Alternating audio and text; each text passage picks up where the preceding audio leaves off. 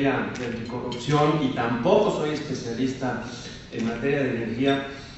Yo creo que lo que me corresponde es darles nada más la bienvenida y aprender de todos ustedes. Así es que muchas felicidades, Eduardo y a Luis, por la organización de este evento, desde luego también a Carlos, y esperemos que, como estoy seguro que va a ser todo un éxito. Entonces, adelante, Eduardo, muchas gracias. Gracias, Gerardo. Bueno, como todos sabemos, el tema anticorrupción es un tema sumamente delicado en nuestro país. Si bien es cierto que nosotros en México contamos con un régimen legal, político bastante robusto, en contra, bueno, un régimen legal preparado, estructurado para evitar la corrupción fundamentalmente de los servidores públicos.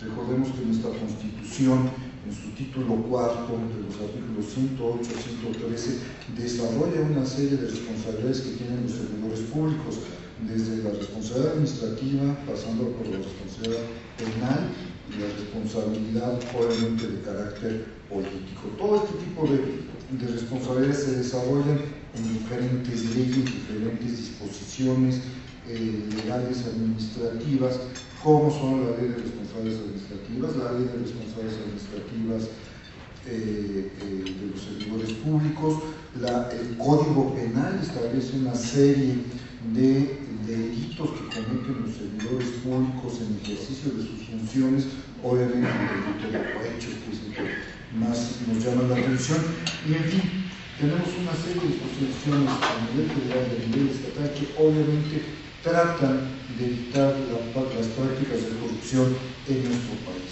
Aunado a ello, a estas disposiciones constitucionales y legales, también contamos con una serie de tratados internacionales que México ha suscrito y que obviamente tienen por objeto robustecer todo este sistema anticorrupción en nuestro país.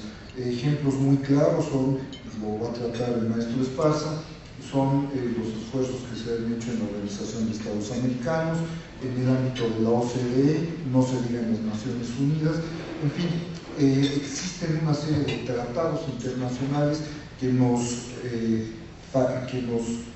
dan un marco de referencia precisamente para evitar también prácticas de corrupción. Y sin lugar a dudas, en el ámbito del derecho extranjero, de las otras disposiciones que existen y que pueden tener una afectación para las empresas que trabajan en México, son aquellas leyes creadas en Estados Unidos, en el Reino Unido, que tratan de evitar la corrupción de empresas, que empresas se vean involucradas en actos de corrupción en otros países. Me estoy refiriendo al FCPA, me estoy refiriendo al UK Bribery Act, que son instrumentos también de derecho extranjero desde la óptica de México, que también evitan o tratan de evitar prácticas de corrupción en diferentes industrias. Sin lugar a dudas, el mayor presupuesto en México está destinado a las empresas del sector energía. El mayor número de contratos que celebra el gobierno federal es a través de Petróleos Mexicanos y la Comisión Federal de Electricidad. Ese poder de compra obviamente implica una gran filtración, implica potencialmente muchos actos de corrupción. Entonces vamos a tratar en esta mesa redonda, con la participación no nada más de nuestros ponentes, que agradecemos estén aquí, vamos a tratar que con la participación de todos veamos qué es lo que necesitamos para evitar la corrupción, que las empresas a las cuales nosotros representamos no caigan o no sean víctimas precisamente de situaciones potencialmente calificadas como de corrupción. Sin lugar a dudas, la presencia del maestro Alfredo Esparza Jaime, de Luis Ortiz de la Concha y de Nick Paint va a ser muy enriquecedor para todos nosotros, toda vez de que vamos a tener la oportunidad de tener una visión general muy enfocada a la empresa, qué es lo que tenemos que hacer en las empresas para precisamente evitar problemas de corrupción, que nos vamos involucrados en un problema a nivel nacional, a nivel internacional o de acuerdo con la legislación extranjera. Ese es el propósito de este desayuno, mesa redonda, donde vamos a buscar que ustedes sean los partícipes, que ustedes sean los principales actores precisamente de esta reunión. Muchas gracias a nuestros ponentes, y a continuación vamos a iniciar con la lectura del resumen, una reseña curricular del maestro Alfredo Esparza, y con su ponencia de 20 minutos. Cada ponencia va a ser de 20 minutos, y después vamos a abrir una serie de preguntas donde vamos a buscar interactuar entre todos nosotros. Muchas gracias.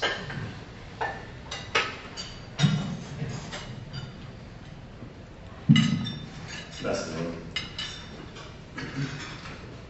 El licenciado Alfredo Esparza, licenciado en Ciencias Políticas y Administración Pública por la Universidad Iberoamericana, maestro en Políticas Públicas por la London School of Economics y candidato a doctor en Gestión Estratégica y Política de Desarrollo. Actualmente se desempeña como director general adjunto de Estudios y Políticas de la Unidad de Políticas de Transparencia y Cooperación Internacional de la Secretaría de la Función Pública. Asimismo, es presidente del Comité de Expertos del Mecanismo de Seguimiento de la Convención Interamericana contra la Corrupción de la Organización de Estados Americanos, órgano de la OEA encargado de promover y evaluar el cumplimiento de la Convención. Adelante, licenciado.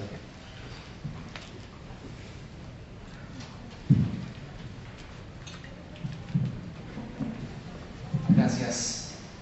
Buenos días. Muchas gracias por la invitación.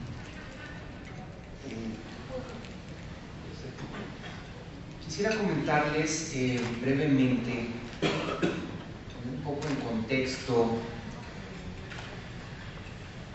cómo se ve o cómo abordamos el tema de la prevención y el combate a corrupción, pero en el marco de los trabajos que se están llevando a cabo, derivado de las 3 convenciones anticorrupción que México ha suscrito, ratificado, que son básicamente la Convención Interamericana contra la Corrupción de la OEA, la Convención para combatir el cohecho de la OECD y la Convención de Naciones Unidas.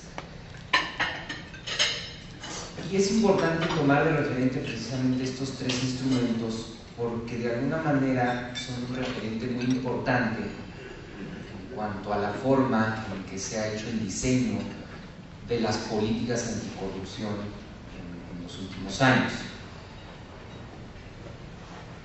Y esto va a llevar a explicar también dónde estamos hoy, es decir, cuáles han sido las líneas bajo las cuales se ha diseñado la estrategia anticorrupción, por qué se ha construido de esa manera, cuál es el balance que tenemos hoy, y sobre todo dejar también sobre la mesa los temas que han sido señalados como agenda pendiente por parte, sobre todo, de las recomendaciones que ha hecho a México los grupos anticorrupción, el de la OEA y el grupo de trabajo de cohecho de la OECD. Muy brevemente, haciendo un recorrido histórico muy breve, insisto, señalar que en el 97 pues México suscribe el primer instrumento internacional en materia de combate a corrupción, que es precisamente la Convención Interamericana. De hecho, este es el primer instrumento a nivel global, internacional, que los países de la región del continente suscriben. Y esta convención tiene una orientación básicamente a atender el problema de la corrupción desde la visión del sector público, es decir, parte de un supuesto de que la corrupción es un problema de las instituciones de gobierno. Y por eso comentaba que estos instrumentos de alguna manera han ido condicionando la estrategia anticorrupción de las autoridades. Finalmente, la Convención lo que buscó en su momento fue que los países del continente, en primer lugar, tipificaran como delito ciertas conductas comunes Básicamente la convención lo que obligó fue a tipificar el enriquecimiento ilícito y el soborno. Establecía también el compromiso de que los países que ratificaran este instrumento generaran mecanismos de cooperación técnica para el intercambio de información, lo cual es una parte importante, que establecía también una serie de compromisos no vinculantes, es decir, que los países podían o no llevar a cabo en materia de políticas de prevención de corrupción. Y básicamente se refería a políticas que tenían que ver nuevamente con mecanismos de control al interior de las agencias de gobierno, es decir, mecanismos para verificar el enriquecimiento de los servidores públicos, para verificar los procesos de contrataciones de servidores públicos y de compras. Pero, insisto, era un énfasis a abordar el problema de corrupción como un problema interno de las agencias u oficinas gubernamentales. El segundo instrumento que México ratificó, que es la Convención para combatir el cohecho de servidores públicos extranjeros en transacciones comerciales internacionales, pues como su propio nombre lo indica, es un instrumento muy específico que trata de abordar obviamente el tema del cohecho internacional. Y este instrumento lo que nos obligaba era, en primera instancia, nuevamente a tipificar ahora una nueva conducta, que era el cohecho a servidores públicos extranjeros. Al ser un instrumento anticorrupción, y esto lo ha señalado la OSD y está en las evaluaciones y documentos públicos, el Estado mexicano depositó la responsabilidad de este instrumento en la Secretaría de la Función Pública y de la Procuraduría General de la República. Sin embargo, estas dos instituciones, por su propia naturaleza, estaban encargadas de combatir la corrupción al interior del sector público, y este instrumento busca prevenir o abordar el tema de la oferta de la corrupción, es decir, desde el sector privado. Ahí es un área que nos han venido señalando, es decir, México no cuenta hoy en día con una instancia especializada en abordar el tema de la corrupción desde la óptica de la oferta. Hoy, el área encargada de perseguir e investigar delitos de cohecho internacional cometidos por empresas mexicanas en el extranjero recae en la Fiscalía de Delitos Cometidos por Servidores Públicos. Es decir, cuando no es un delito cometido por servidores públicos, sino por personas físicas o morales.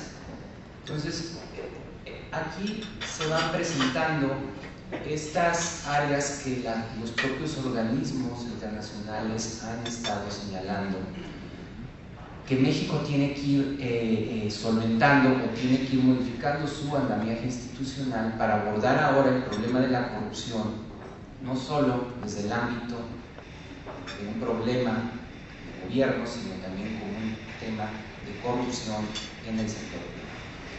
Y el tercer instrumento que México ratificó, pues, es la Convención de Naciones Unidas contra la Corrupción.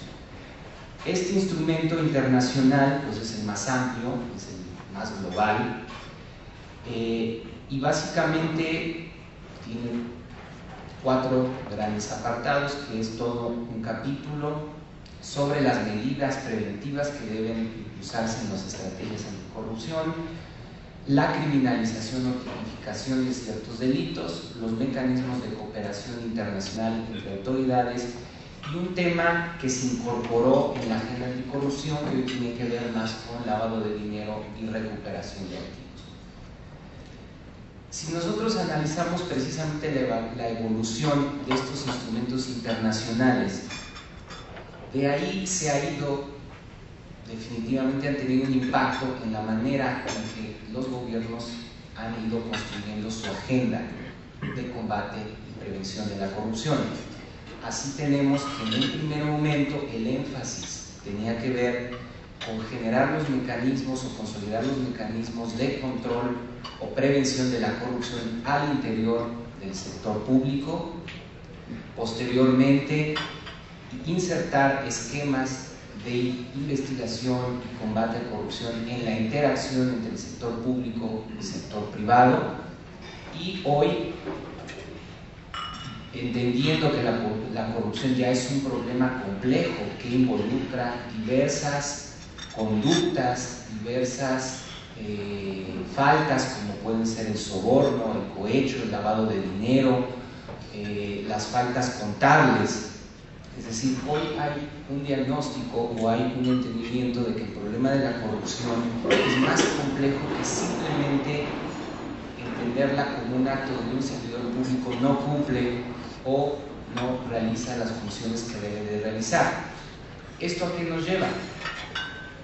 Que desafortunadamente tenemos una lógica donde los actos de corrupción van haciéndose más complejos, donde hay interacción entre agentes públicos y privados, donde se vinculan conductas que tienen que ver con el ámbito administrativo, con el ámbito penal, con el ámbito financiero, con el ámbito fiscal.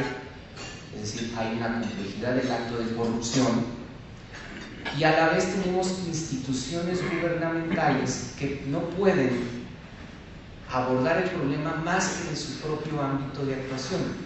Es decir, la Secretaría de la Función Pública únicamente tiene atribuciones en el ámbito administrativo, la Procuraduría en el ámbito penal, la Secretaría de Hacienda en el ámbito fiscal. Y hoy, como nos ha sido señalado, igual por estos organismos y en las recomendaciones que nos han hecho, lo que se está buscando, o la gran área de oportunidad, tiene que ver con la interacción, el intercambio de información y la coordinación entre estas autoridades. En el marco de la OEA, de la Convención Interamericana, se está trabajando en la evaluación de los países, de los 33 países del continente que han ratificado la Convención. Y lo que se está evaluando es cuál es ya no el marco jurídico, es decir, ya se evaluó que todos los países tipifiquen las mismas conductas. Hoy en día lo que se está evaluando y que en los próximos años estaremos realizando esta labor es cuál es la efectividad de los órganos de combate a corrupción de los estados. Es decir, cuáles son los mecanismos de coordinación que tienen estas distintas instancias fiscales, penales, administrativas, etcétera. ¿Cuáles son los mecanismos a través de los cuales se pueden coordinar? Y esto se da en una discusión en el ámbito global de la agenda anticorrupción, donde hay dos grandes tendencias. Por un lado, la idea de que el combate a la corrupción tiene que estar liderada, tiene que llevarse a cabo por un solo ente, por una gran agencia anticorrupción, como son los casos de la Agencia Anticorrupción de Hong Kong, donde es una sola instancia encargada de la investigación, la prevención, la sanción de actos de corrupción, todo integrado en un solo mecanismo institucional, versus la otra tendencia que no es necesario crear grandes instancias o grandes agencias anticorrupción que se vuelven en muchos casos grandes elefantes blancos, sino generar los mecanismos de coordinación e intercambio de información. ¿Dónde estamos hoy en día en México? Bueno, básicamente hay instancias, básicamente Función Pública, la Procuraduría, como las instancias responsables de prevenir y abordar este tema. Ha habido avances institucionales en ese sentido, sin embargo, dada la complejidad del fenómeno de la corrupción, pues hay todavía áreas en el marco jurídico que no están cubiertas, y básicamente tenemos cuatro grandes áreas que han sido identificadas donde hay que modificar el marco jurídico. En primera instancia, a México se le ha señalado derivado, insisto, de las convenciones internacionales, que México tiene que legislar todavía en materia de responsabilidad legal de personas morales. Es decir, aunque hoy el artículo 222 bis del Código Penal establece el cohecho de servidores públicos internacionales como un delito, no hay una legislación que permita, similar a la CPA, una ley de responsabilidad legal. No, México no cuenta con una legislación en ese sentido. El segundo tema que se ha observado que México no tiene es una ley para promover la denuncia y la protección de denunciantes. Es una legislación whistleblower. No hay mecanismos, es decir, por un lado se promueve la denuncia, pero no hay mecanismos institucionales o legales que permitan la protección a denunciantes, ni en el sector público ni en el sector privado. La tercera tiene que ver con lavado de dinero, es decir, también hay una legislación pendiente en ese sentido. Y estas son, digamos, las áreas en las que el marco jurídico anticorrupción en México todavía presenta áreas en las cuales hay que mejorar. Ya hoy en día hay en el Congreso estas tres iniciativas. El gobierno federal decidió presentar lo que es la ley anticorrupción en contrataciones públicas, que lo que busca es, primero, tipificar ciertas conductas como delitos, específicamente desde el ámbito administrativo, el cohecho en transacciones comerciales internacionales. Busca dar mayores atribuciones a la Secretaría de la Función Pública en todos los procesos de contrataciones públicas. Es decir, se identificó o se tiene muy claro que una de las grandes áreas de riesgo donde se dan actos de corrupción, pues obviamente son las contrataciones, y por eso la ley está enfocada a prevenir y sancionar conductas de corrupción en este ámbito. Hay una iniciativa también de ley para modificar la ley de responsabilidades administrativas en lo que tiene que ver para proteger a denunciantes al interior de las instituciones de gobierno. Todavía quedaría aún pendiente, si se aprobara esa ley, contar con mecanismos que permitan contar con una ley de protección de denunciantes para el sector privado. Es decir, esta reforma solo tendría que ver con la protección a denunciantes al interior de las instituciones de gobierno. Entonces, estas son, digamos, desde el ámbito jurídico, las leyes que hoy en día nos han señalado como legislaciones que el Estado mexicano no tiene. Por otro lado, en el ámbito de la Convención de la OSD en materia de cohecho, ¿qué es lo que se está haciendo para promover no solo la parte de la sanción de actos de corrupción? Aquí nos parece muy importante y se ha iniciado ya en los últimos años un trabajo con la Secretaría de Economía, lo que tiene que ver con promover los mecanismos de prevención de actos de corrupción. En el ámbito de la OSD, México se involucró mucho en la elaboración y ahora en la difusión de lo que se llama el anexo 2 o la guía de buenas prácticas de control interno, ética y cumplimiento. Y sobre todo lo que se ha buscado es difundirlo entre aquellas pequeñas y medianas empresas que no tienen contacto o que no están, que no les aplican legislaciones como el FCPA en específico.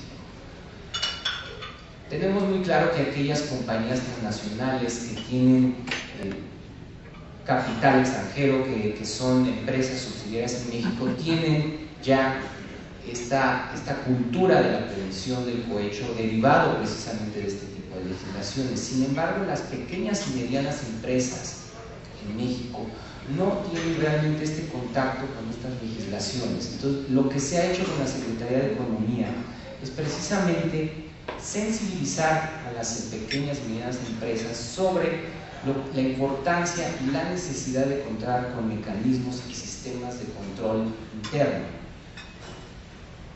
Para ello se han realizado diversos cursos, talleres con el apoyo de la Secretaría de Economía, del área de pymes, con Compite, que nos parece que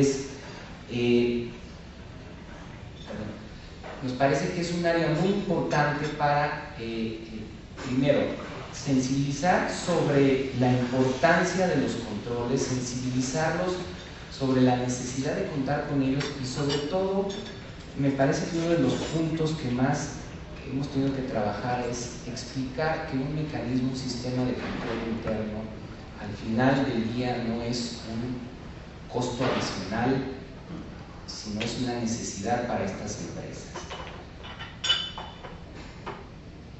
Quisiera concluir, independientemente de que pudiéramos entrar después si hubiera alguna pregunta, en señalar entonces que el problema hoy de la corrupción, como lo estamos viendo,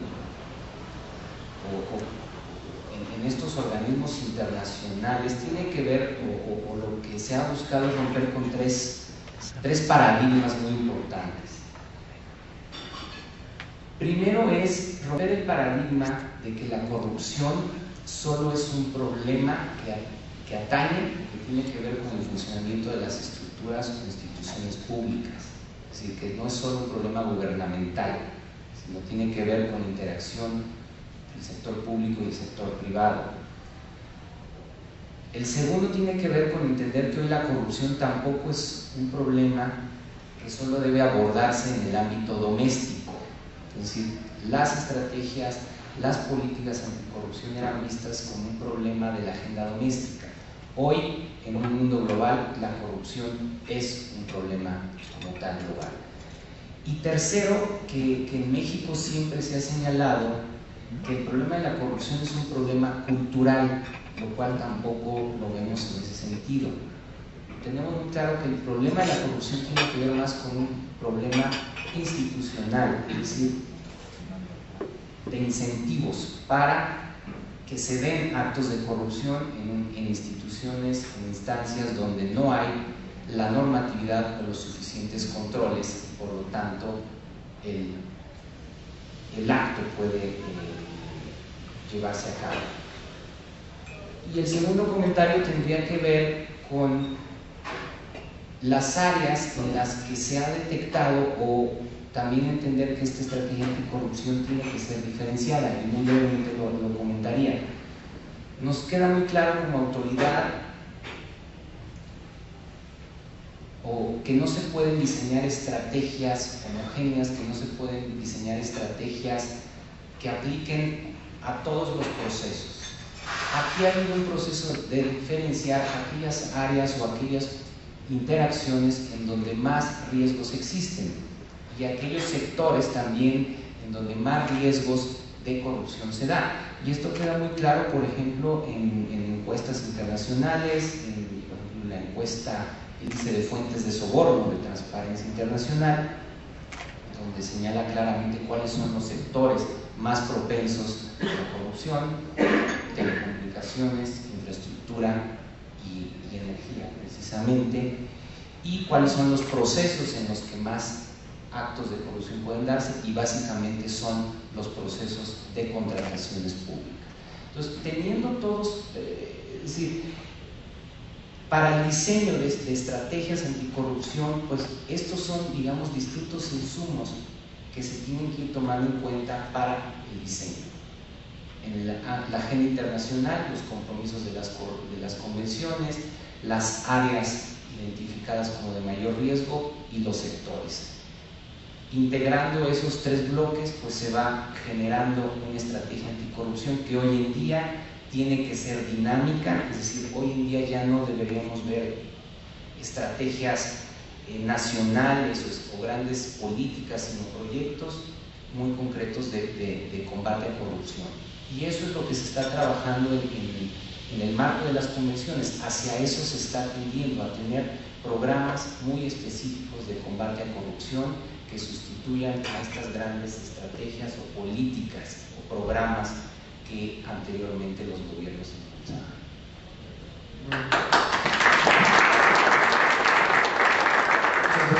A continuación vamos a ver la reseña curricular de Luis Ortiz y vamos a ver su plática.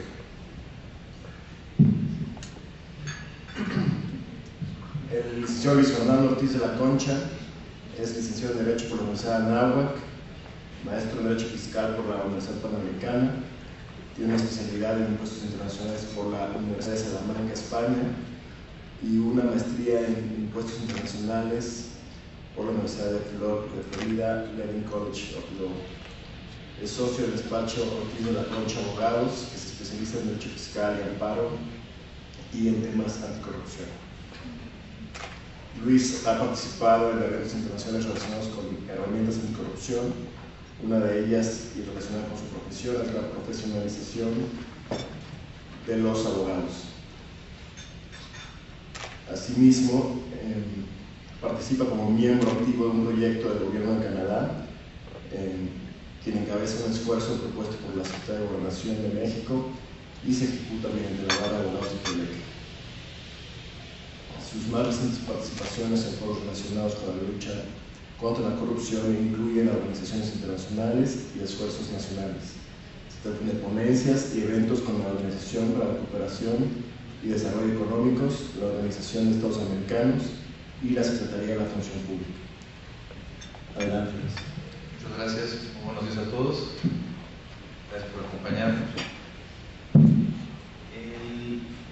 El propósito de esta breve charla es una introducción para poner el desorden.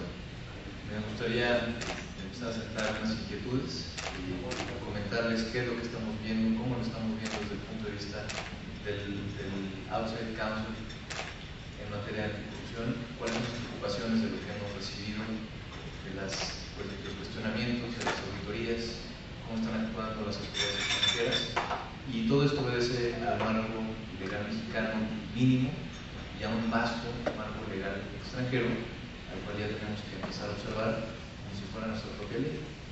Un constitucionalista doctrinario me decía, no puedes decir que eso es una legislación en México. Y le digo, entonces, ¿por qué dos mexicanos computando una sentencia de cárcel de 5 años en el extranjero, cuando la ley mexicana ni siquiera se actualizó? La PGR no trabajó en el caso, dejaron que Estados Unidos hiciera su chamba, la hizo muy bien, lograron la aprehensión de la persona, ni siquiera bajo el uso de tratados internacionales como se supondría que debería suceder, y esta persona ya está en el extranjero convocando la sanción, otros 2 o 3 que están prófugos, hay 25 investigaciones que tratan o que tienen que ver con empresas mexicanas en materia de corrupción.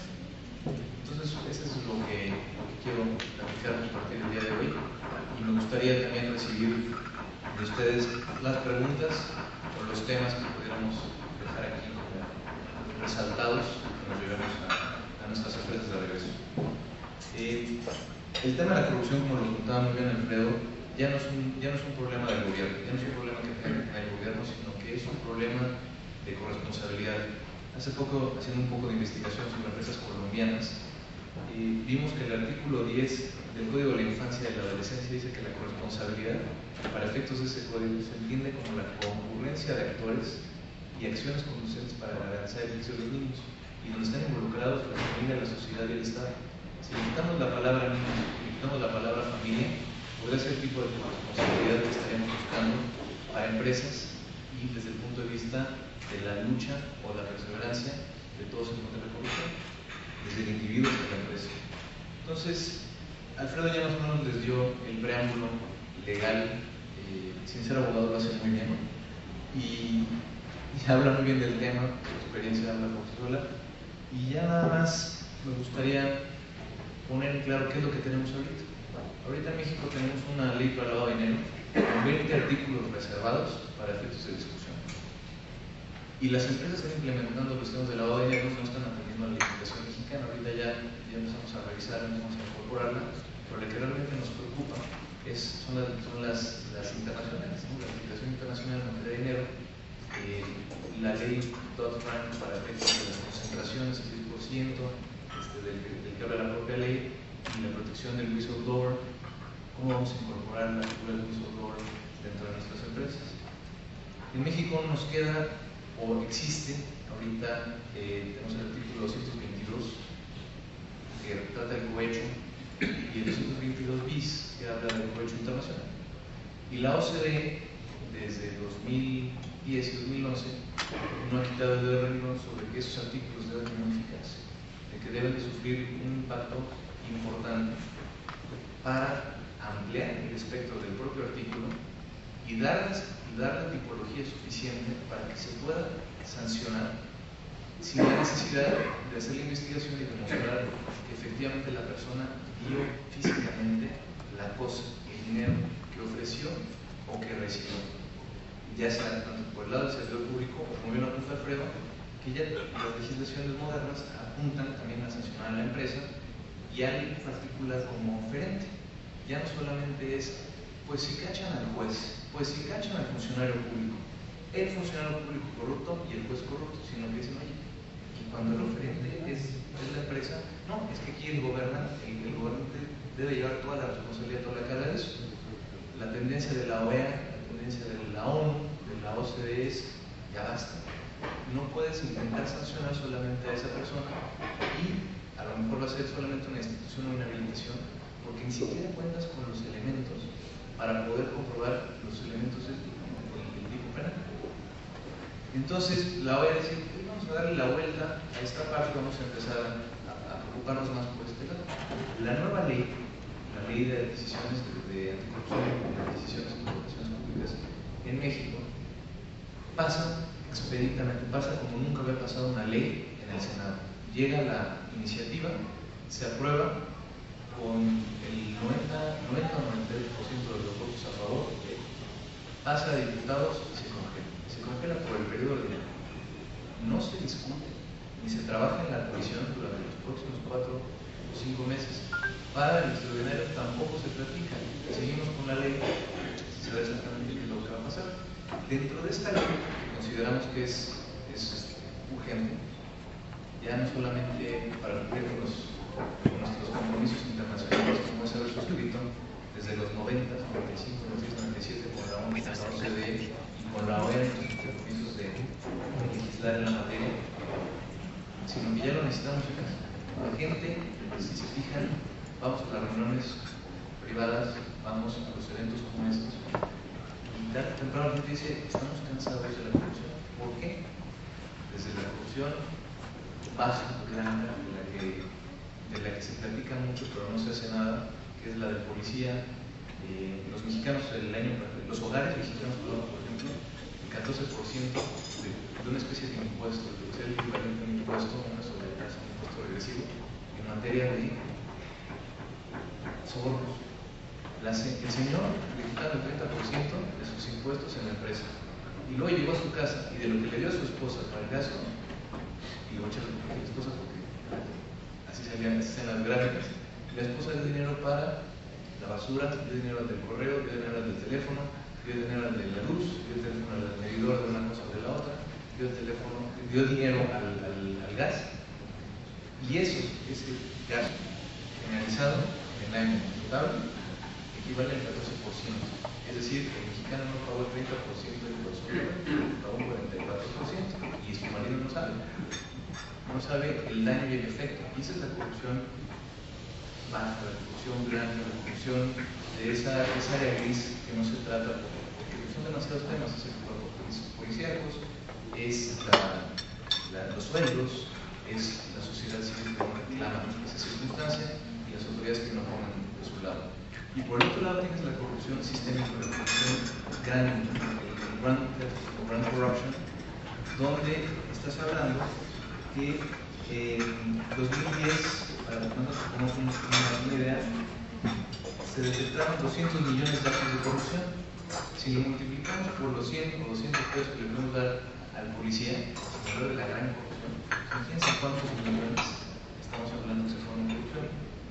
Y para colmo de colmos, en cuanto al Producto Interno Bruto, el 4.5% del Producto Interno Bruto ¿Qué es lo que le costó a México la corrupción? Es el dinero que está en el circulante en materia de corrupción, y además se fue en efectivo, ¿no? El 90%, toda la otra parte se fue en billetes y salarios, como ya vimos por ahí en uno de los casos más sonados, ¿no?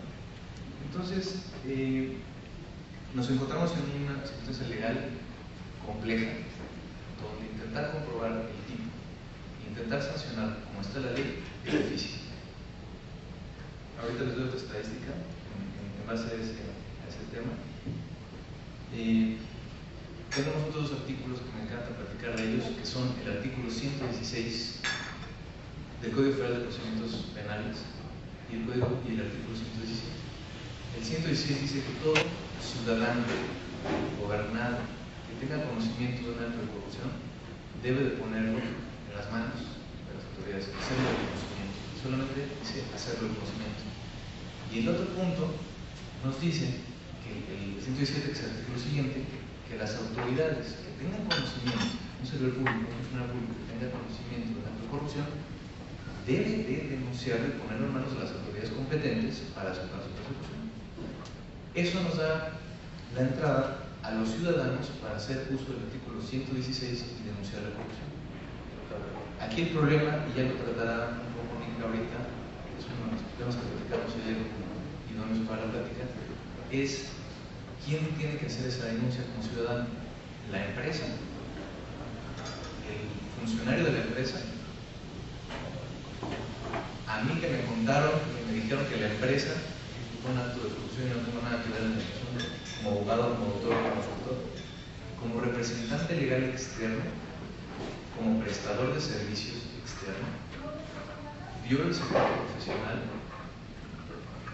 ¿Hasta dónde tengo que ir? ¿Y hasta cuándo? Porque es un tema de debate ahorita que podríamos poner sobre la mesa y su consideración para platicar. Y ahora entro bueno, tenemos esos artículos nada más y tenemos la ley de responsabilidad de servidores públicos. Distintas leyes satélites, dependiendo de la materia de la que estemos hablando, tratan sobre el debido proceso y el debido trabajo de los funcionarios públicos. En caso de que no lo hagan, serán sancionados con destitución, inhabilitación, multa y a lo mejor hasta prisión, ¿no? Cuando se trata ya de una cuestión criminal. Lo complejo es pasar de esa área administrativa a la parte penal, como lo es para la empresa, cuando presenta información para hacer una licitación y es inhabilitada por un acto, después tiene el juicio de amparo, como lo vimos en un caso muy reciente de un funcionario mexicano. La empresa se va al amparo, entonces sí puede participar en la invitación a que hace el gobierno a una empresa que estaba sancionada por no cumplir con los parámetros concretos de la licitación. Entonces,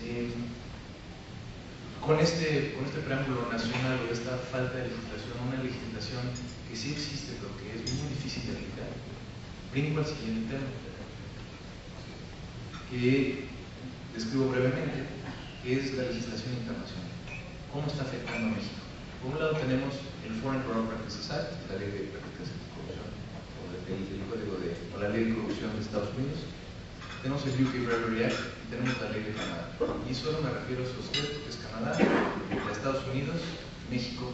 Vamos a tener una ley de contrataciones públicas, no sabemos cómo, cuándo, depende de consideraciones. Y la ley modelo, que ahorita está en boga, que está en boca de todos, que es el UK Bribery Act, que se va a referir. En materia de FCPA,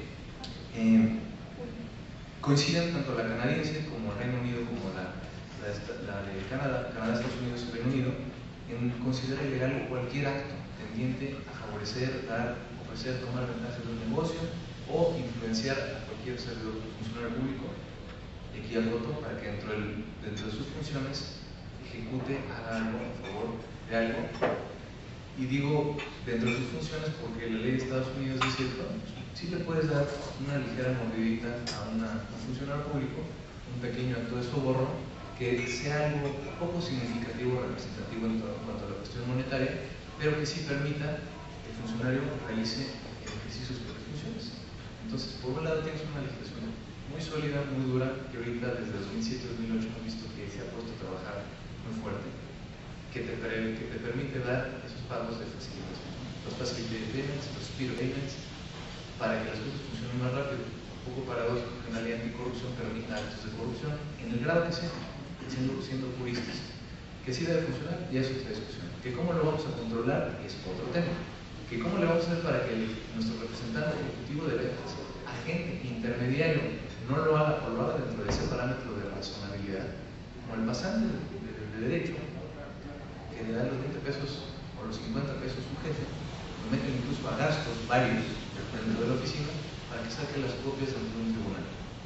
Como le damos 50-60 pesos a la señorita para que nos dé el formato del traslado de dominio, el uso de suelo, de la manifestación, para que nos llegue más rápido, y todo eso aparentemente en las legislaciones está permitido. En Reino Unido es un poco más agresivo y ya tocará en ese punto. Dentro de las autoridades tenemos en México a una PGR un poco incierta, que no sabe si tratarlo dentro del área de delitos financieros o tratarlos dentro de delitos de delincuencia organizada, o manejarlo dentro del área internacional, y no tenemos una unidad de delincuencia internacional. En Estados Unidos, por el contrario, tenemos a la Securities and Exchange Commission, a la SEC. Tenemos al FBI con una sola área, un departamento con presupuesto propio, solamente para perseguir este tipo de delitos, y que las multas que cobran, parte de ellas se vayan a esa oficina. No entran aquí como en México el sistema de coordinación fiscal, donde luego después tenemos que entrar a una partida presupuestaria y al ramo 1, al ramo 2 de 24 determinados, para que finalmente caiga dinero en los estados. ¿Cuánto de tiempo? 5 años. Y después tenemos en Reino Unido la Serious Fraud Office, que también tiene los libros, pero tiene un presupuesto muy corto. Ya voy a platicar de los problemas que puede tener esto. En condiciones generales, las tres leyes dicen si es algo de buena fe, si es algo razonable y directamente relacionado con la función del sector público, sí le puedes dar dinero. Al día de hoy hemos tenido casos en materia de energía, no son los que estamos aquí al día de hoy, y en Canadá se criticó que no fueron lo suficientemente fuertes en la imposición de sanciones. Por un lado tenemos una empresa con $10,000 de multa, y por la misma ofensa, otra con aproximadamente $25 millones por la misma ofensa en el mismo territorio y por actos de corrupción externos que efectivamente afectan al interno. ¿Por qué digo esto? Porque en Canadá la legislación, al igual que en Estados Unidos y la Reino Unido, tiene el principio de extraterritorialidad, y esa extraterritorialidad va a ejecutarse en distintos criterios. Para efectos de Estados Unidos, pues, por el simple hecho de que tu wire transfer que salió de México pase por Estados Unidos y llegue a otra jurisdicción, si ese dinero va o va a ser destinado para los proceeds, el dinero que salga de ahí va destinado a un acto de corrupción o está relacionado con la actividad de la maquinaria que pusiste en dar para el acto de corrupción, se podría revisar. Y fuera la empresa del otro país, y ahorita platicamos de la calidad migratoria con la que entra el agente del FBI o el agente de otra del Securities and Exchange Commission, de cómo entran a los países a investigar a otros países bajo el permiso y consentimiento de la propia empresa. Y tienes a Canadá que dice solamente si el acto de corrupción que se ejecutó en el otro país es de una subsidiaria 100% canadiense o una familia canadiense y representa un daño para el pueblo canadiense. Si no, no me interesa corretearlo ni perseguirlo. Y por otro lado tienes una agencia de Estados Unidos, que es se llama la Policía Montada, que tiene muy poco presupuesto para atacar esta parte a través de una unidad de investigación especializada. Es chiquito. Por otro lado tienes al Reino Unido con un principio de extraterritorialidad, extraterritorial británica, pero que es inmenso, que es tan grande y que ahorita no sabemos cómo controlarlo, porque los propios abogados ingleses dicen ya se dio la reglamentación, que son los guides del UK Bribery Act, que salieron en julio del año pasado, y que no sabemos cómo movernos, no sabemos qué va a pasar, y vamos a tener que esperar a que empiece la actividad jurisdiccional, que empiecen a sancionar. Y además, dentro de esa actividad jurisdiccional dice, ya tengo conocimiento de este caso, pero ahorita en este momento no me interesa perseguirlo. Tienen esa facultad discrecional de decir, este acto ahorita no lo voy a completar, no me interesa. Entonces, ahorita tenemos un caso real en investigación donde está la autoridad de Estados Unidos, la de Canadá y aparentemente la autoridad china los tres van a intentar revisar a la misma empresa en la misma jurisdicción. Entonces, ¿a quién le vamos a hacer caso? A la autoridad china, que se viene aquí a México y se siente en la empresa, a la norteamericana. ¿Quién va a pedir qué papeles y quién le vamos a dar las cosas? ¿Quién va a tener jurisdicción? Aquí nos con materia fiscal que dicen, bueno, yo tengo un poco de preferencia en este tratado para ejecutar ahorita la investigación y cobrar primero. No, o las tie breaking rules para saber a qué país le corresponde la jurisdicción impositiva. Aquí no hay reglas, no hay tratados internacionales. Acabamos de tener una nueva ley en China, tenemos una nueva ley en India, una ley de Bangladesh. Después Bangladesh tienen una reputación hacia el extranjero, pero otras, como platicábamos ayer, tratan otros que tienen una reputación impresionante dentro del mismo país, para decir, es la empresa más limpia con la que quiero trabajar. Entonces, bajo este escenario de una legislación pobre en nuestro país, con una aplicación de la ley triste, pobre o hasta cierto punto deficiente, donde nos tenemos que esperar a que los otros países vengan a decirnos quién fue el que dio dinero, qué contrato era el que se estaba peleando, cuál fue el barco por el cual se dio el dinero, qué negocio era el que se iba a ejecutar. Entonces, México dice, mira, y ahora sí tengo conocimiento, voy a integrar el expediente, que se abra el procedimiento de investigación. ¿Cuál? Ya te lo dieron todo peladito en la boca. No tenemos interés aparentemente o voluntad política para tener una ley. Nos vienen pidiendo la OCDE, nosotros nos suscribimos a la OCDE voluntariamente. Nuestros diputados están ahí voluntariamente. Tenemos el índice de ausentismo más fuerte, no se llama un bioeconomista hace unos días. El índice de ausentismo de senadores o del sistema parlamentario representativo, el que sea, somos los más flojos. No van a las sesiones. Las comisiones prioritarias de medio ambiente, de seguridad, de transparencia, son comisiones lentas. Por el otro lado tenemos un trabajo muy padre, muy eficiente que se ha hecho en materia de la creación de estas leyes, ya no hace que se discutan y que se aprueben. Entonces, ¿dónde está la seguridad jurídica que necesitamos? Por un lado tenemos un marco jurídico bancario sólido, fuerte, que están viendo las empresas en el país. Tenemos empresas del sector, de cualquier sectores en el área financiera que están prestando dinero, que necesitan recuperación de cartera, que no pueden meterse en actos de corrupción ni siquiera para hacerle manita del cuerpo al deudor para cobrar. Tenemos empresas de perforación, tenemos empresas de gas, y todas son las áreas que tienen que tratar tarde o temprano un gobierno. Entonces necesitamos urgente la ley. La inseguridad jurídica que es alrededor de esta circunstancia es grande, y no solamente porque no tenemos una ley en México, sino porque vamos a ser sujetos a la investigación de una ley y de una autoridad en el extranjero. Entonces yo, dentro de mi lugar, sentado en la empresa que trabajo, van a tocar la puerta y me van a decir, Luis, ¿te puedo entrevistar un segundo? Soy del FBI, pero no escuché el FBI. ¿Te puedo entrevistar respecto del caso que tuviste con aquella cosa, aquel contrato, aquella fusión, aquella decisión, aquel contrato o de gobierno? Entonces, desde ese punto, resalto la parte de la seguridad jurídica que vamos a platicar ahorita, con el favor de ustedes y las inquietudes que vamos a sacar. Y pues bueno, estoy a sus órdenes para comentar cualquiera de los puntos que puedan ver con el CPA o la legislación, territorialidad, investigaciones, cómo podemos prevenir esa parte. Me gustaría concluir con algunos 4 o 5 puntos de recomendación que nos llevemos el día de hoy en materia de prevención de la corrupción de nuestras cabezas. Muchas gracias.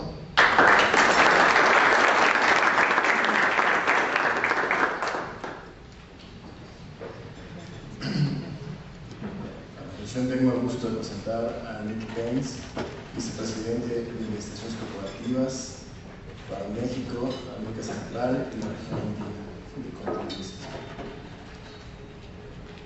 Nick estudió Geografía y Política en la Universidad de Edimburgo, en Escocia, y cuenta con un grado de maestro en Política Latinoamericana por el Instituto de Estudios Latinoamericanos de Londres. Su tesis investigó casos de corrupción en la política de Nicaragua a partir de los ingresos 90. Además, es un especialista certificado en antilavado de dinero y cuenta con certificados en servicios de investigación y control de fraudes en el gobierno. Asimismo, completó un curso investigador en la Universidad Charles Sturt en el Centro de Estudios de Investigación y Reducción de Crímenes. NIC encabeza los equipos de inteligencia de negocios y investigaciones corporativas de Control Risk en la Ciudad de México y Bogotá, y es líder de un equipo experimentado de consultores que lleva a cabo una amplia gama de investigaciones, incluyendo transacciones de due diligence, investigación de fraude, apoyo en litigios, rastreo de activos, auditorías obligatorias, computación forense y en general resolviendo problemas de corrupción. Adelante. Bueno, muchas gracias. Primero, muchas gracias por su tiempo. Segundo, tengo que pedir mil disculpas. Mi castellano es un poquito oxidado, por lo menos va mejorando, pero si uso una mezcla de idiomas, tengo que pedir disculpas. Quiero empezar con un par de preguntas. En términos de nuestros invitados, ¿cuántos tienen intereses en los Estados Unidos o operaciones en términos de sus intereses? ¿Y cuántos tienen intereses en Europa o el Reino Unido? Y hay una empresa acá que solamente está enfocado como en actividades acá en México. Perfecto. En este caso, todas las leyes nos tocamos. Como hemos platicado, estamos viviendo en un momento complicado. Hay más leyes internacionales, tenemos que cumplir con leyes domésticas. Es una situación bien complicada. Es que nosotros conocemos las leyes internacionales, pero también tenemos que vivir con esas leyes. Como una empresa británica tenemos que cumplir también con el Private Act. Y por eso yo es simplemente un aviso, pero es un tema de cumplimiento para nosotros como empresa británica. Voy a platicar un poquito sobre el UK Private Act, quizás porque soy británico y estoy aplicando este tema. Y después voy a platicar un poquito sobre los programas de cumplimiento anticorrupción. El UK Bribery Act es nueva, agresiva, entró en vigencia el año pasado, y el gran problema, que Luis ha comentado, es que nadie sabe exactamente lo que puede pasar. El SFO nadie sabe cuáles son sus límites, por eso nadie sabe cuál puede ser el alcance de la ley, y puede ser enorme. Ese es un gran problema. El FCPA ya sabemos que es una ley agresiva que están aplicando, y las autoridades de los Estados Unidos están aplicando esa ley. El problema con el UK Bribery Act es que nadie sabe. También hay una pregunta de los recursos de las Silver Schools. En comparación con sus primos de los Estados Unidos, no tienen ni 10% de los recursos financieros de esas entidades. Y por eso existe una incertidumbre de lo que puede hacer el SFO en términos de investigaciones. No es una situación que nadie puede, ahora que las empresas no tienen que cumplir con la ley, pero hay una incertidumbre de alcance y de los límites de esa ley. En términos de UK Bribery, yo quiero platicar de unas diferencias entre FCPA y UK Bribery Act. Para mí hay dos. El primero es que la ley británica incluye corrupción o actos de corrupción entre entidades privadas, privada a privada. El FCPA solamente trata de actos de corrupción entre entidades privadas con el sector público. Por eso el ámbito de esa ley británica es mucho más amplio. Segundo, como Luis ha comentado, el FCPA tiene unas excepciones, principalmente de los facilitation payments. Eso no pasa con la de Bretaña, no hay ninguna excepción. Y eso es lo que preocupa a un montón de empresas que tienen intereses en Gran Bretaña o que son empresas británicas que tienen intereses por toda el mundo. No existen excepciones y por eso también es una ley más agresiva que el CPF. Para mí estos son las dos diferencias más importantes, y hay un gran énfasis en la ley en la failure to prevent fraud. Y lo que están poniendo es la énfasis sobre las empresas para poner sistemas, programas de cumplimiento, anticorrupción, para que puedan mostrar que han hecho todo lo que pueden para prevenir la corrupción. Y en este punto voy a platicar un poquito sobre lo que eso significa como en términos prácticos. Y para nosotros un buen comienzo son los 6 principios de UK Bribery Act. El Department of Justice escribió unos guidelines como 6 principios, como adequate procedures, que una empresa tiene que mostrar a las autoridades. Al centro, para nosotros, son 3 componentes: prevenir, detectar y responder. Y si platicamos un poquito sobre como los 6 principios. El primero es procesos proporcionales. Voy a enfocar en 3 principios. Voy a revisar rápidamente cuáles son los 6 principios. El primero es procesos proporcionales. Que todas las empresas ponen sistemas y procesos que son proporcionales a los riesgos que enfrentan. Una empresa que tiene una empresa de transportes para enfrentar distintos riesgos a una empresa farmacéutica, a una empresa que está en el sector petrolero, etcétera, etcétera, etcétera. Lo más importante, el principio, es que los procesos son proporcionales. Segundo, el compromiso de apoyo de la alta dirección. Eso para nosotros es muy importante. Que cualquier programa de anticorrupción tiene todo el apoyo de los líderes de una empresa. Y hay 2 cosas para nosotros. Uno, que los líderes tienen que set un ejemplo para toda la empresa. Si los líderes están haciendo cosas corruptas, nadie va a seguir ningún programa de anticorrupción. Es una parte. Segundo, es que especialmente en empresas multinacionales, estoy hablando, y especialmente si la casa matriz está en los Estados Unidos o en Inglaterra o en Europa, están sentados fuera del front line, y es muy importante para nosotros, que están trabajando y viviendo acá en México o en países donde hay más riesgos del tema de corrupción. Lo más importante es que la gente que está trabajando en esos países o en roles donde van a enfrentar más riesgos de corrupción y todo el apoyo de los líderes, de los ejecutivos de la empresa, porque a veces si quieres cumplir con la ley y si quieres seguir el programa, es posible que vas a perder un contrato.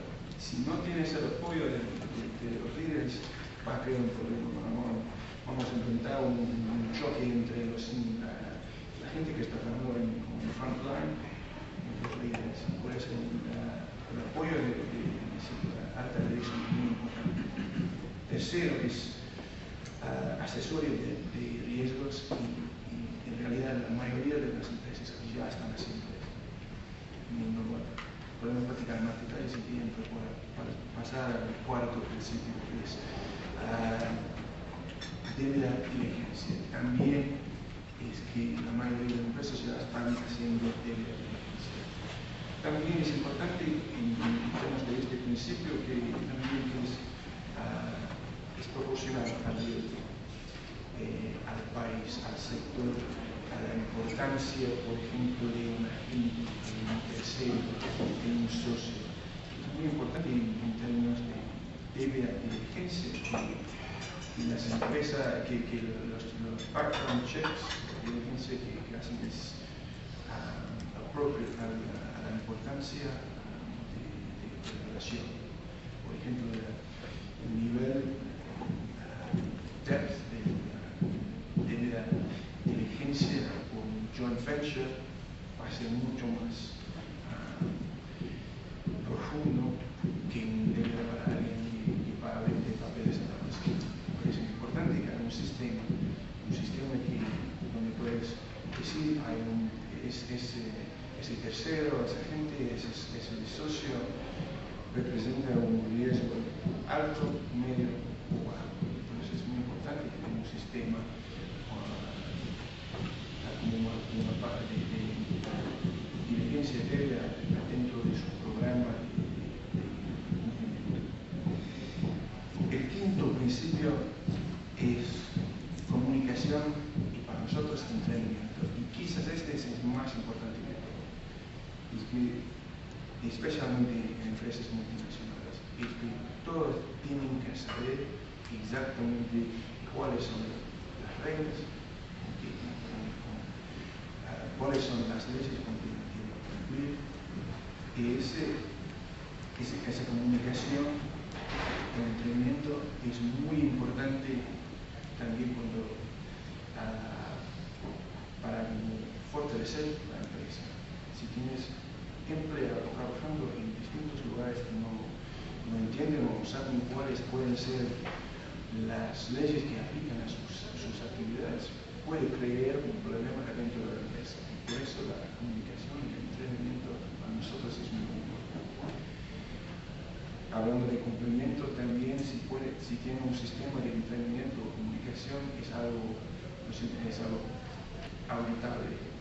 Por eso es una forma de defensa para la empresa. Pueden mostrar a las autoridades que han hecho todo lo posible para fortalecer sus sistemas, para prevenir corrupción o actos de dentro de la empresa. Para nosotros el entrenamiento y comunicación realmente es el principio más importante. Y el sexto y final, como el monitoreo es seguimiento. Estamos viviendo en una situación dinámica y por eso es muy importante que hay un sistema de monitoreo y que los sistemas están flexibles, que pueden que están pensando siempre en el futuro. Y por eso para nosotros el monitoreo también es muy importante. No es como la situación en México, en todos los países del mundo es dinámica y por eso el sistema tiene que ser dinámico y siempre estar revisando los procesos y monitores para asegurarnos que no estamos exposing the company a ciertos riesgos o nuevos riesgos. Para nosotros,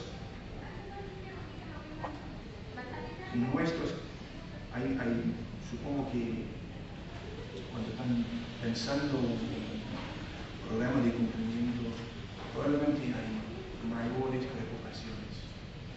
Y eso es probablemente, depende de su empresa y cuáles son las actividades de la empresa. Pero nuestros clientes están muy preocupados por el manejo de agentes, terceros, proveedores, porque a veces no tienen como, adentro de sus propias empresas, pueden poner controles. Más difícil cuando estás trabajando con un tercero que no tienes tanto control. Es un punto muy importante, es un punto de mayor preocupación para nuestros clientes y cómo manejamos las relaciones con terceros o agentes. Lo bueno para nosotros es que con la situación ahora, con el tema de corrupción, que es un tema central, es un tema que todos, sobre todo que están practicando, por lo menos ahora, pueden discutir el tema de corrupción con sus terceros. Yo acabo de venir acá desde India hace unos 5 o 10 años. El tema de corrupción no fue algo que podrías olvidar. Un tema tan sensible como posible. Y yo siento que en este momento es posible platicar sobre este tema sensible. También hay empresas que están poniendo cláusulas dentro de sus contratos que dicen explícitamente que no vamos a soportar la corrupción. Ellos están básicamente representando nuestra empresa. Y eso para nosotros es algo muy positivo para nuestros clientes. Facilitation payments es un tema complicado, no voy a mentir, probablemente es la parte más complicada porque afecta empresas a nivel monetario, day-to-day, cómo manejan, cómo, por ejemplo, a nivel sencillo, cómo vamos a importar nuestros productos a este país. Siempre vamos a enfrentar un pedido si creo que es como una mordida cada vez que queremos importar al país. Es un tema difícil. Yo tengo mi propia teoría, si yo puedo platicar un poco sobre mis teorías después de la reunión, pero es un tema complicado.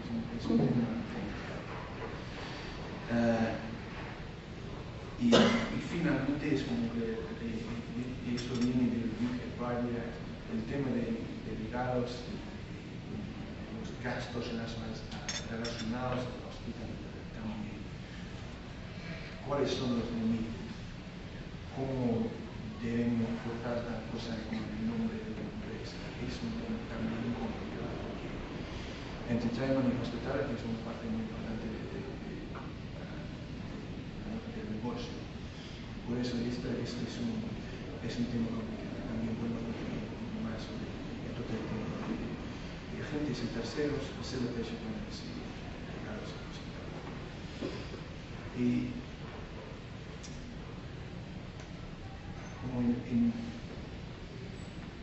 voy a platicar un poquito sobre una pregunta que recibimos muchos, que un programa de cumplimiento, ¿cómo va a afectar la rentabilidad? ¿Cómo, en términos reales, cómo va a afectar a nuestras ganancias? Básicamente para todos nosotros tenemos que ganar, tenemos que mostrar a nuestros accionistas que están ganando. Es una pregunta que recibimos, ¿cómo va a afectar la rentabilidad? Es complicado para nosotros, sí, hay gastos, hay costos sí, para poner un programa de cumplimiento, pero la mayoría de estos gastos son al principio y después es un costo fijo y no son tan grandes. Segundo, el costo de cumplimiento no tiene nada que ver con el costo de no cumplimiento. Si hablas con Siemens, ellos pagaron 800 millones en multas, pero también pagaron 800 millones a consultores y abogados. Obviamente es tanto trabajo para nosotros como consultores, no puedo quejar, pero hay un montón de gastos entre los gastos de no cumplimiento pueden ser mucho mayores de cumplimiento. Pero para nosotros queremos como dar una perspectiva más positiva. Para nosotros puede usar integridad como commodity, como una ventaja. Uso un ejemplo en India, que es un país que enfrenta los mismos problemas que en México. Hay un grupo que se llama Charter Group, es enorme, por todo el mundo comprando empresas. Ellos tienen unas políticas claras, unos códigos de conducta y son uno de los únicos en India y usan esos códigos, esa reputación para ganar contratos, especialmente con empresas extranjeras, y usan como integridad como empresas extranjeras que quieren invertir en India normalmente quieren trabajar con alguna rama del grupo de TAP, porque tiene esa reputación, en comparación de otros grupos en India que no tienen la misma reputación. Para nosotros es algo positivo. Y también al final, una mordida es baja el nivel de utilidad que estás pagando, tiene directamente desde las ganancias. Para nosotros, si quieres una empresa que es más eficiente, es mejor si no pagas. A veces vamos a perder contratos, pero en términos de largo plazo, para nosotros es mejor tener un sistema porque vamos a tener empresas más rentables, más eficientes y al final que pueden enfrentar, que pueden mitigar y manejar los riesgos de una forma más eficiente. Bueno, parar allá porque ojalá que hagan un montón de preguntas sobre estos temas. Esta es nuestra perspectiva, nuevas ideas. Muchísimas gracias.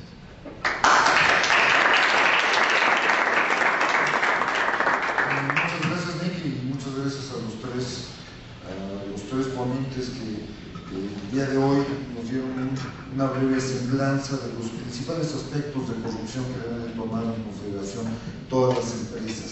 Aterrizando el tema en la industria petrolera, porque todos estamos aquí reunidos porque de alguna u otra forma somos proveedores, contratistas de la industria petrolera, de petróleos mexicanos o algunos de sus organismos subsidiarios. En estas 2 últimas semanas se presentaron 2 eventos significativos en la industria. Y los 2 están relacionados con los procesos de contratación y los 2 están relacionados de manera particular con temas de corrupción.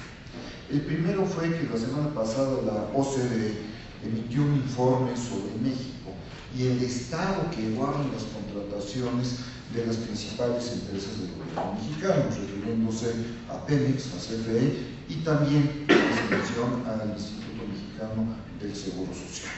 En este informe, la OCDE señala, voy a citar directamente el informe de este organismo, las 3 instituciones, refiriéndose a Pemex, CFE y el IMSS, les hace falta una estrategia integral y mecanismos para detectar y prevenir dentro de la organización o entre sus proveedores potenciales la corrupción, las irregularidades o las prácticas incorrectas que podrían comprometer la integridad y la eficiencia en los procesos de adquisición.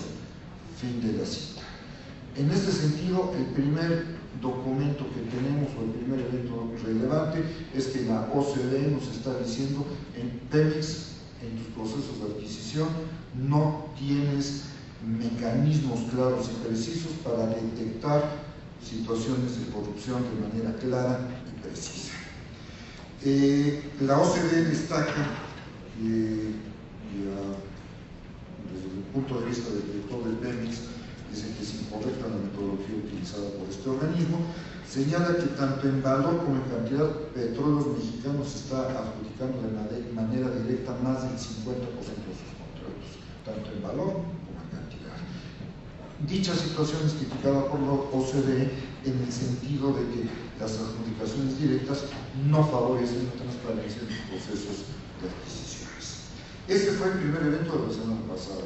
Y esta semana, el pasado martes, en el primer día del suministro de petróleos mexicanos, se mencionó que Pemex pagó por corrupción sobreprecio de 14,000 millones de pesos al año en compras.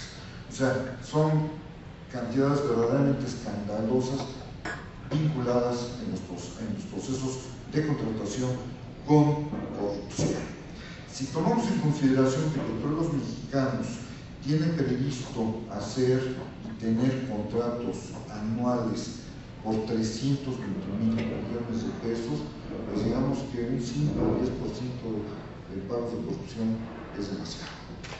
Entonces, la primera pregunta que le quiero hacer a los panelistas aquí reunidos y que por favor podamos enriquecer estas preguntas con la participación de ustedes es ¿cuáles son las señales de alarma que debemos de tomar en consideración sobre prácticas de corrupción? Nosotros como empresas, como directores jurídicos de las empresas o como directores generales de las empresas que vamos a hacer contratos con Petróleos Mexicanos, ¿qué señales de alarma debemos de tomar en contra precisamente de estos temas de corrupción?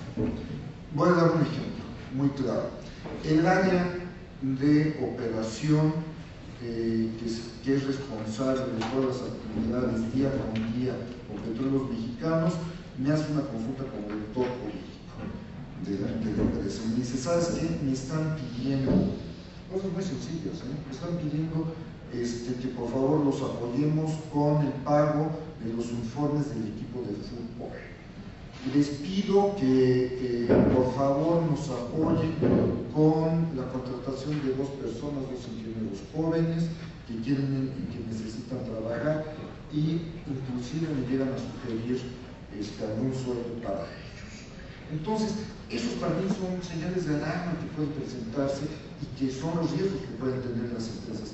¿Qué opinan ustedes? ¿Cuáles son esas señales de alarma que debemos de tomar en consideración día con día? Luis y Nick, por favor. Con mucho gusto. Los ejemplos que comentaste, Eduardo, desde mi punto de vista, los someto a la consideración de todos, no son la señal como tal, sino son la consecuencia de no haber visto señales claras. ¿Cuáles son las señales claras que debió haber visto ahí la persona? Porque dice, ya me pidió esto, ya me pidió aquello, me sugirió un apoyo, me pidió que contratáramos, ya te están dando los lineamientos del acto per se, del acto en sí mismo. El punto anterior es la bandera, el red flag, el que estás buscando realmente es que tu empleado, cuando sabes que viene la licitación, todos sabemos cuándo se necesitan determinadas licitaciones. Ya sabemos cuáles van a salir cada 3 años, cada 2 años, 5 años, o concesiones de 25 años que están a punto de vencerse. El problema es cuando ya van a llegar esos eventos y ya se está legislando, se están creando las regulaciones, desde ahí la empresa tiene que tener los ojos abiertos, que están perfectamente preparadas. El primero es, y eso es una de las sugerencias o los actos que es muy recurrente, es quién de la empresa ha tenido contacto con quién del gobierno. Y una forma de prevenir esta parte, Eduardo, es el famoso workflow. Generalmente se hace a través de software, hay veces que todavía lo hacen de papel, mano, puño y firma porque confían más en ese sistema, y es que la empresa diga, a partir del día de hoy, cualquier empleado que vaya a tener contacto con un funcionario público debe decir por qué motivo, a dónde van, dónde se devuelve la visita, cuánto se va a gastar en desayuno, comida o cena, o de lo que se trata.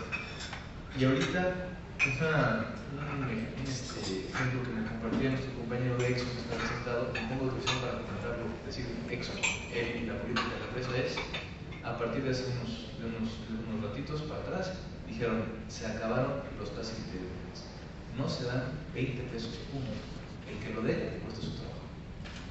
La política de la empresa es, no vamos a dar pie a que alguien me venga a cuestionar si fue algo mediano o medianamente razonable bajo el parámetro de UK Beverly, que también era correcto antes de los nuevos guides, y de Estados Unidos, que es, si es razonable, entonces lo puedes dar. Entonces, atendiendo a la pregunta y dando la respuesta, y el punto de prevención es, en el momento que alguien hace contacto con la empresa, desde ahí ya el red flag tiene que estar totalmente visible. ¿Por qué y cómo? Y en caso de que ofrezca, saber y conocer cuáles son tus competidores, a quién más le están ofreciendo qué cosa, si tienen una buena reputación y han dado, porque no solamente es revisar lo tuyo ya en una contienda legal, me refiero a un pleito, sino a una licitación.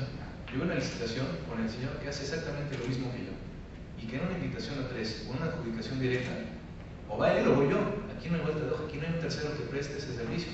No hay otra empresa que tenga un tubo de drilling más fuerte que el nuestro, un barco de perforación con plataformas de hundimiento y de sostén hidráulico para balance. Entonces, ya sabemos que va a ir él. Entonces, yo quiero preguntarle a él si él está dispuesto. ¿Por qué no hacemos un convenio privado para decir, si alguien tiene contacto con ese funcionario público o alguien, pues nada, notifica?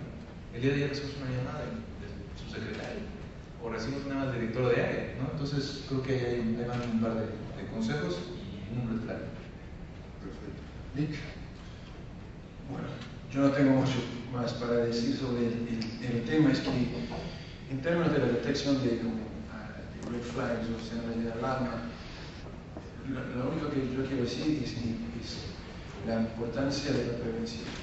Y como ya hemos discutido, es que si una empresa tiene un buen sistema de prevención, risk assessment, due diligence, la teoría es que ya has hecho tu homework sobre los terceros, sobre los puntos de interacción con el gobierno, por eso pueden manejar los riesgos. Si haces como un homework upfront, supuestamente pueden manejar y mitigar el riesgo que vas a entrar en un contrato, en una relación que puede tener problemas. Obviamente, es human nature, vamos a enfrentar ciertos distintos problemas. Si tenemos sistemas de prevención, eso es un paso importante. Y segundo, con sistemas de detección.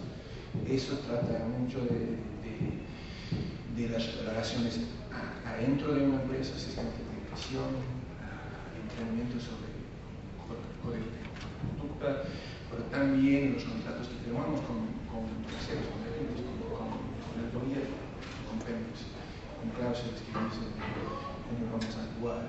Para nosotros es un tema de prevención y también de detección.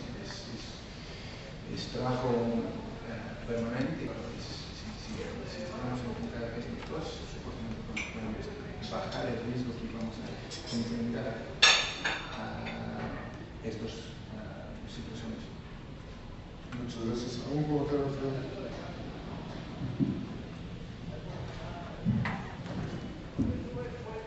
Sí, básicamente creo que también tiene que ver con el ámbito de la prevención. Visto desde la otra perspectiva, también desde el ámbito gubernamental hay estas red flags que se van dando.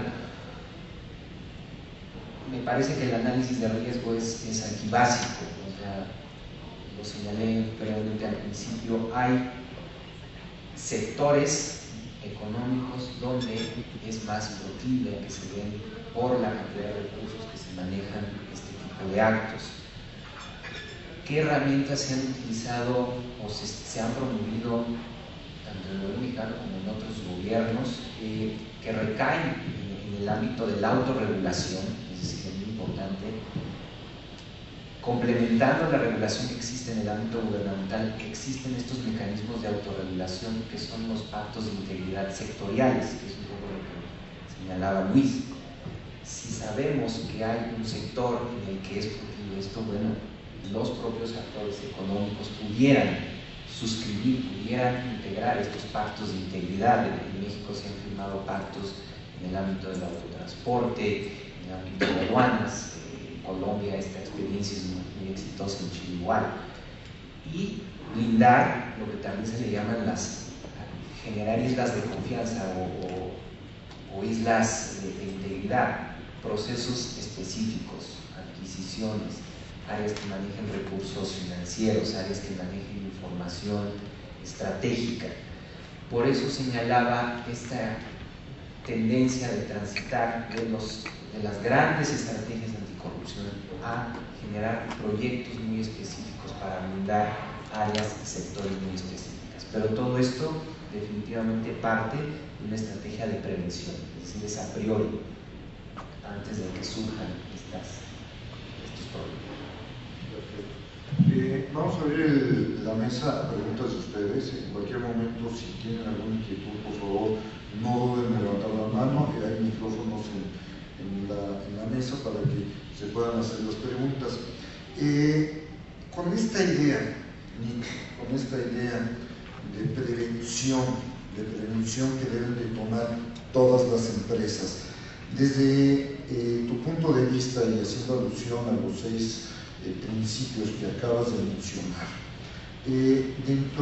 para ti, ¿cuáles son los puntos clave de cualquier programa de una empresa precisamente para evitar la corrupción, ¿no? ¿Cuáles son, digamos, que los puntos importantes que no pueden faltar en un programa de prevención de corrupción en una empresa? Bueno, es que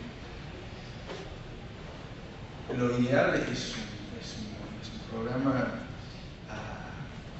comprensivo, pero si yo tuviera que enfocar en unas áreas importantes, sería, como ya platicamos, el apoyo de alta dirección. Pero probablemente más que todo es la comunicación de las políticas, entrenamiento sobre los códigos de conducta, y más que todo eso dar a la empresa una posición defensiva en la situación que las autoridades mexicanas de los Estados Unidos británicas vienen para investigar algo. Si han entrenado todos los empleados cómo deben actuar en los intereses de la empresa en una posición defensiva. Es human nature que vamos a tratar de evitar romper las reglas que sí existen, y eso no va a cambiar nada. Pues si podemos mostrar que hemos educado y entrenado a todos los empleados en cuáles son las leyes vigentes, cuáles son cómo debemos portarse en nuestro trabajo, por lo menos tenemos una posición defensiva de las autoridades. Y para mí comunicación y entendimiento probablemente son las partes más importantes. Muchas gracias. Luis, tienes un comentario. No venía preparado, pero traigo 6 puntos.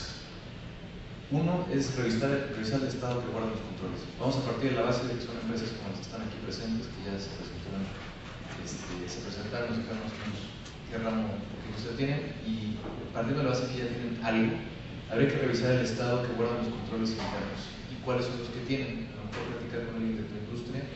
Hay empresas muy grandes, mencionadas el nombre de Siemens, yo menciono el nombre de General Electric, que son empresas modelo en el área de compartir. O sea, son empresas que comparten sus experiencias, qué es lo que ha sucedido, y ayudan a otras empresas dentro de su Corporate Social Responsibility, dentro de su ISO 26000, a intercambiar ideas. Lo otro es identificar actividades de riesgo por región, por estado, por el país. Ellos tienen unos expertos en eso.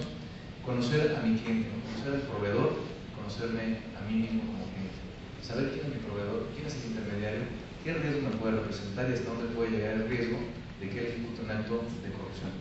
Un reporte mensual de nuevos proveedores, nuevas autoridades con las que tratamos, las visitas y las dependencias del gobierno con las que tenemos que tener contacto, y después casuísticamente con las que vayamos teniendo. Un hotline interno y un workflow, un software mínimo, a lo mejor ni siquiera caro, sofisticado, que tenga y registre todo lo que va sucediendo. Porque registrar, como bien lo decía Nick, es algo que te va a servir para entrenar y para conocer a tus hombres. Gracias, Luis. Alfredo, una pregunta. Normalmente cuando nosotros participamos como empresas en una licitación, tenemos un contrato con todos los mexicanos, Uno de los requisitos es que tenemos que firmar una declaración de que cumplimos precisamente con el convenio de la OCDE en materia de cohecho. Y todos los que tenemos esos contratos lo firmamos esa declaración de que no se ha incurrido en ninguna práctica de esta naturaleza. ¿Qué eficacia tienen esas declaraciones, esa firma? ¿Ha habido casos, tienen registrados en la OCDE, en la función pública, casos en que se hagan valer esas declaraciones? ¿Qué es lo que sucede? Sí, la cláusula anticorrupción, efectivamente. Es un insumo más que permite a la autoridad, como lo señalaba Luis, es complicada, aunque exista la norma, es complicada aplicar y sancionar. Esa cláusula es un insumo que permite tanto al órgano de control como a la propia Secretaría, en un determinado caso, poder proceder contra estas empresas. En el marco de la OECD sí se tienen registrados casos de cohecho. Finalmente, por la especificidad de los trabajos de esta convención, lo que se registra son los casos de empresas mexicanas que cometan cohecho en el extranjero. Para nosotros es el cohecho activo. Hay muchas otras empresas que están registradas o que la OECD tiene conocimiento, pero porque han sido señaladas por gobiernos extranjeros, más que por la propia autoridad mexicana. Hoy en día el gobierno mexicano ha reportado ante el grupo de trabajo 2 casos de cohecho internacional que están en proceso de investigación, están reportados en el propio reporte que se presentó en el mes de octubre pasado ante el grupo de trabajo. Son 2 casos de empresas mexicanas, pero insisto, esa cláusula es un insumo que permite a las áreas jurídicas, a las áreas poder proceder en un dado momento. O sea, sí es un insumo importante y sí es un elemento que facilita la aplicación de las sanciones como están hoy en día. Nuevamente, y retomando la iniciativa de ley anticorrupción, muchas de estas carencias que hoy existen o estas debilidades de la normatividad, tanto de la ley de adquisiciones como la ley de obra pública, pues se solventarían con esta ley anticorrupción. Como lo comentaba Luis, afortunadamente en la Cámara de Senadores fue aprobada por unanimidad, por mayoría esta ley. Ya se revisó en la Cámara de Diputados, ya la regresaron con algunos comentarios a la Cámara de Origen. Esperemos que sea una de las prioridades que se revisen en el periodo legislativo, porque sí permitirá a México contar con una norma que no solo tenga que ver con la parte de sanción. Muchas veces el énfasis va por la sanción a las personas físicas o morales. Sin embargo, pensamos que la ley también va a permitir fortalecer los mecanismos de prevención y, como se ha señalado, de sensibilización, de capacitación, tanto a los servidores públicos como a las empresas. Entonces, es una ley que pensamos puede poner a México en el ámbito de las legislaciones internacionales en materia de corrupción, pero que definitivamente la visión que se tiene desde el gobierno no es solo la parte de sanción, sino es fortalecer los mecanismos de prevención e impulsar y generar incentivos para que las empresas generen sistemas de control interno. Muchas gracias. ¿Preguntas que quieren hacer? Por favor, Jocelyn Kay de International Enterprise Singapore, por favor. Muy buenos días. Muy buenos días, muchas gracias Eduardo y todas las entrevistas. Soy Jocelyn, directora de la Oficina Comercial de Gobierno de Singapur. Entendemos que es un tema muy delicado y muy complicado, ¿no? Va más allá de crear el marco jurídico y poner las reglas o las normas. Y es más que nada para crear un sistema que es sostenible y para crear un ciclo virtuoso, ¿no? Para que toda la gente, no solamente las empresas, el gobierno, también la gente que puede meter en el tema anticorrupción. Mi pregunta es, sabemos que ya ha pasado de ser un tema nacional, no es un tema doméstico como habló las panelistas, y ya es un tema que es muy internacional. ¿Piensa que México como país puede aprovechar las plataformas internacionales como el APEC, Asia Pacific Economic Cooperation, y también los tratados de libre comercio que ha firmado México o quieren pertenecer a México? Por ejemplo, México ha expresado interés de pertenecer a Trans-Pacific Partnership, TPP. Y dentro de este marco, dos de los 4 países fundadores de TPP, Nueva Zelanda y Singapur, son los menos corruptos del mundo, ¿no? O digamos, es dentro de los 5 países menos corruptos del mundo. ¿Piensa que ustedes que México como país pueden aprovechar de la experiencia o de los comités que han formado estos tipos de acuerdos para que tengan más ideas o más sistemas que pueden crear dentro de México? Sí, gracias. Definitivamente la respuesta es sí. La agenda anticorrupción internacional de México ha buscado eso, precisamente aprovechar la experiencia y aprovechar las iniciativas multilaterales y las iniciativas bilaterales, inclusive en materia de combate a corrupción. Independientemente de estas 3 convenciones que México ha firmado, y insisto, donde tiene una participación muy activa en los grupos de trabajo específicamente, bueno, en los últimos meses y durante este año, pues México tendrá también una participación muy activa en otros foros, básicamente en el foro de APEC, en el grupo anticorrupción, en el Anti-Corruption Task Force. México y la Secretaría de Economía participamos precisamente bajo esa visión de que corrupción, inversión y competitividad son 3 conceptos y 3 agendas que tienen que ir de la mano. México preside durante todo el 2012 el G20 y específicamente vamos a copresidir con el Reino Unido el grupo de expertos anticorrupción del G20.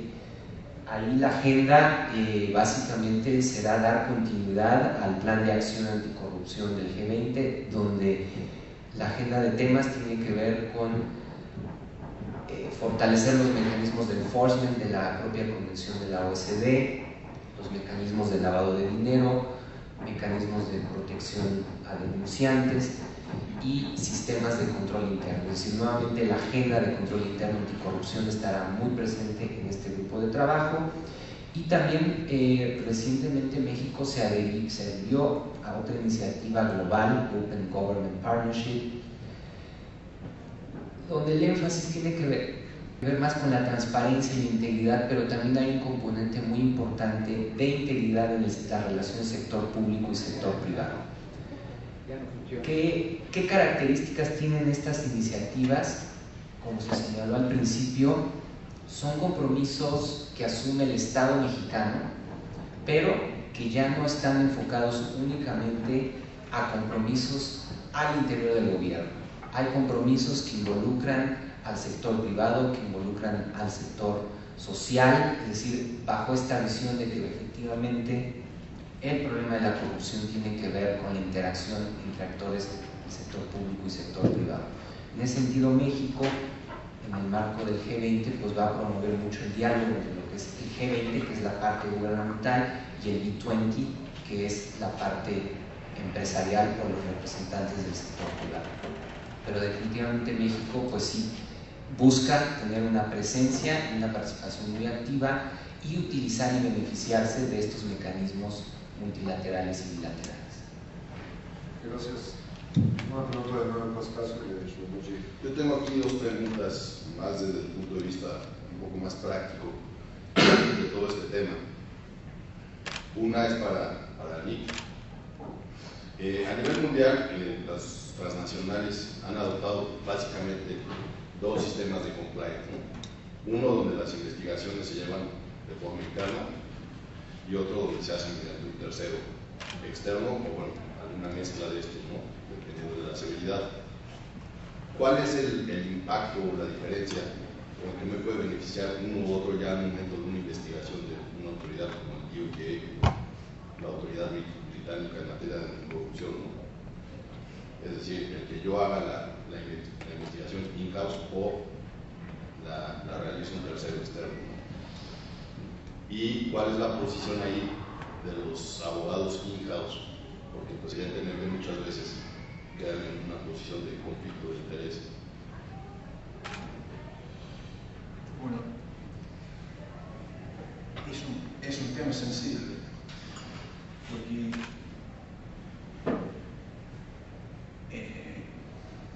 self-reporting es básicamente lo que estamos platicando, es self-reporting. Cuando tiene que decir algo, y si lo entiendo la pregunta, es cuando tenemos que involucrar las autoridades británicas o Estados Unidos, ¿sí o no? O probablemente contratar un outside counsel para hacer la investigación. Bueno, es un tema interesante, es un tema sensible, porque para nosotros las dos opciones tienen validez.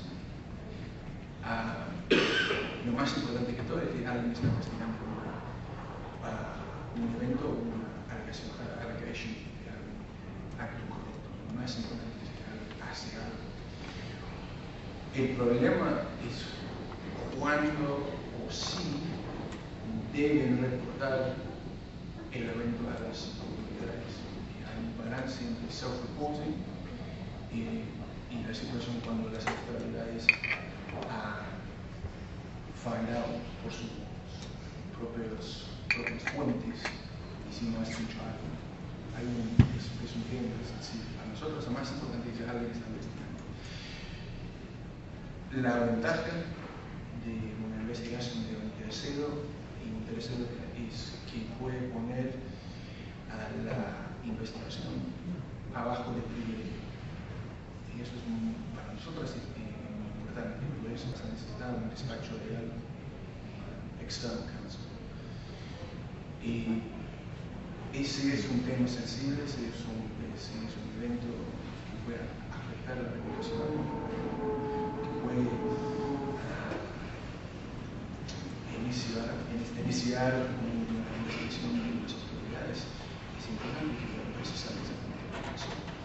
Si lo haces por un externo, a través de external counsel, por lo menos tiene privilegio. Y por lo menos puede platicar del tema, investigar el tema abajo de privilegio y pueden, después de la investigación, tomar una decisión. Si van a involucrar las autoridades, si tienen que involucrar las autoridades o si no. El problema es si el equipo interno base no está bajo de privilegio. Para mí, lo más importante es si alguien recibe noticias de un acto, de un evento, de un allegation, lo más importante es que en ese instante paran y toman una decisión de quién va a investigar. ¿Cuáles son los riesgos para la empresa? ¿Son riesgos de reputación? ¿Son riesgos que pueden ser investigados? Porque en este momento tiene que decidir si el equipo interno va a hacerlo o un equipo externo. Para mí tiene que, porque no todos los eventos deben ser investigados por el externo, abajo de privilegio. Pero para mí lo más importante es si algo sucede, que paran en este momento y toman una decisión de quién va a investigar, que quizás en algún momento tienen que avisar a las autoridades. Y tiene que ser, lo más importante es que tienen toda la información y puede ser que tiene más sentido que estar abajo de privilegio. No sé si es una cosa que quería hacer. ¿Tienes una segunda pregunta? Sí, otra pregunta una parte dirigida a mí y la otra parte a Alfredo. Es, bueno, hay varias paraestatales aquí en México, Pemex, CFE, que tienen inversiones o intereses en Estados Unidos o en Europa, ¿no? ¿Cuál es la posibilidad de que una autoridad en estos países viniera a investigarlos a ellos por prácticas corruptas en México? Buena pregunta. Ese fue un tema precisamente que se ha discutido en el seno del grupo de cohecho de la OSD, y la recomendación o lo que el grupo ha observado a México es, y el caso concreto es Pemex, que tiene efectivamente inversiones en el extranjero y tiene actividades. Si pudiera aplicarse una sanción que pudiera llegar a ser inclusive la disolución de la empresa, la OCDE pide, y ahí también habría que tomar con cierta reserva, porque muchas veces estas recomendaciones pues ya están prehechas y aplican iguales a todos los países y a todas las empresas. Efectivamente México tiene esa recomendación donde se pide que la autoridad mexicana cuente con una legislación que pudiera llegar a sancionar a petróleos mexicanos con la disolución. Sabemos que esto no es posible, o sea, podemos encontrar mecanismos para sancionar este tipo de empresas, pero la propia Constitución no permitiría que se sancionara de esta manera una empresa paraestatal. Esta es uno de los temas que se ha discutido y definitivamente en los cuales la posición del gobierno mexicano y la posición de la OSD en cuanto al tema pues no son compatibles.